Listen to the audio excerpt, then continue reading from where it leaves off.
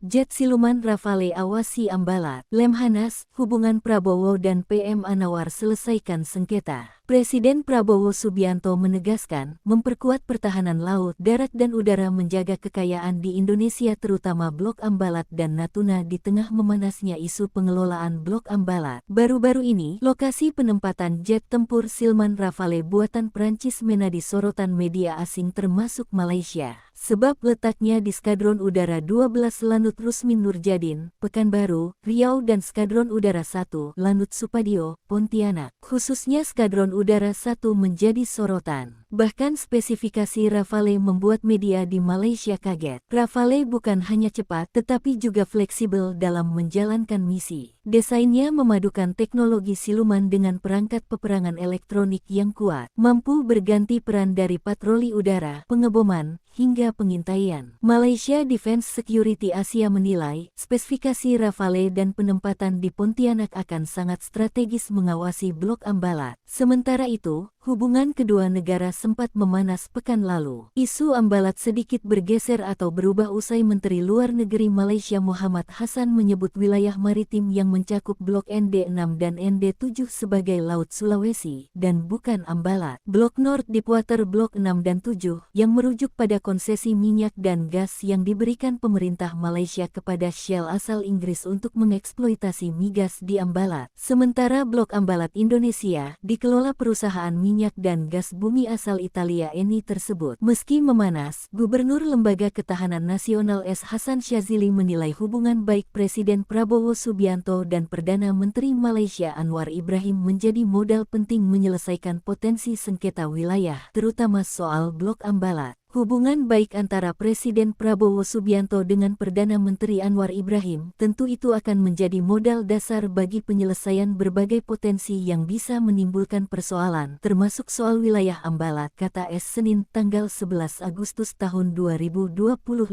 Sementara itu, Prabowo juga menegaskan, tetap menempuh cara damai dan diplomasi untuk mengelola bersama-sama Blok Ambalat.